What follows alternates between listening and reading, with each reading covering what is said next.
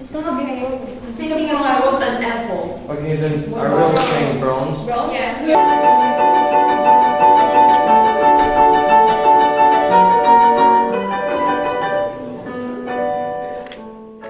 Absolute pleasure to announce that the motion for the resolution for EYP has passed.